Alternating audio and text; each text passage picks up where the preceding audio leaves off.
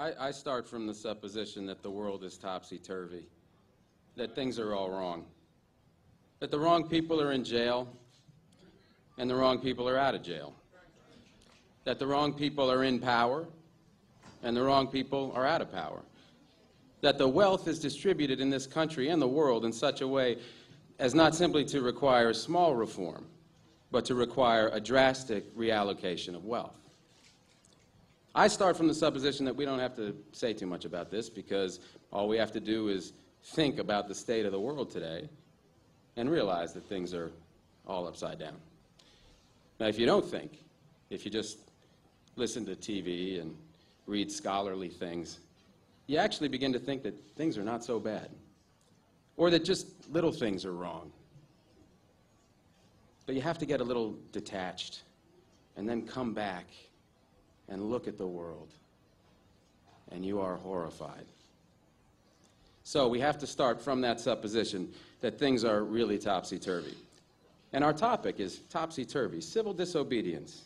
Now, as soon as you say the topic is civil disobedience, you're saying our problem is civil disobedience.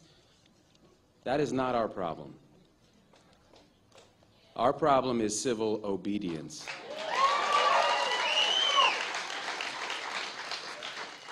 Our problem is the numbers of people all over the world who have obeyed the dictates of the leaders of their government and have gone to war. And millions have been killed because of this obedience. We recognize this for Nazi Germany. We know that the problem there was obedience, that the people obeyed Hitler. People obeyed. That was wrong. They should have challenged, and they should have resisted. And if we were only there, we would have showed them. Even in Stalin's Russia, we can understand that. People are obedient. All these herd-like people. Remember those bad old days when people were exploited by feudalism? Everything was terrible in the Middle Ages. But now we have Western civilization, the rule of law. The rule of law has regularized and maximized the injustice that existed before the rule of law. That is what the rule of law has done.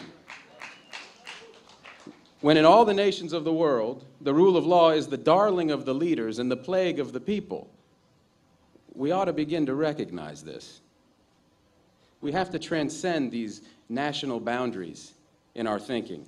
Nixon and Brezhnev have much more in common with one another than we have with Nixon.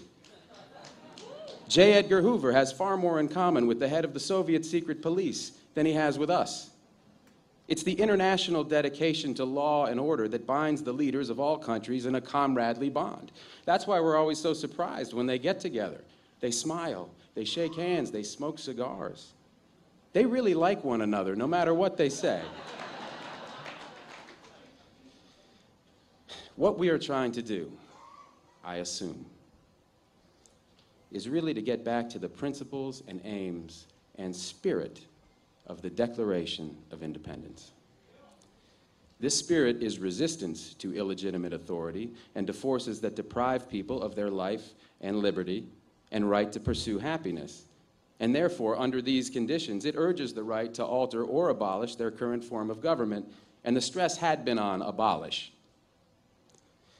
But to establish the principles of the Declaration of Independence, we're going to need to go outside the law, to stop obeying the laws that demand killing or that allocate wealth the way it's been done, or that put people in jail for petty technical offenses and keep other people out of jail for enormous crimes.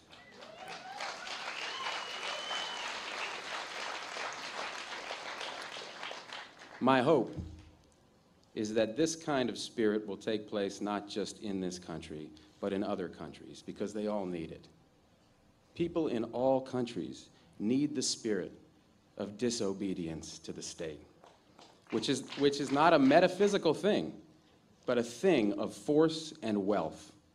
And we need a kind of declaration of interdependence among people in all countries of the world who are striving for the same thing.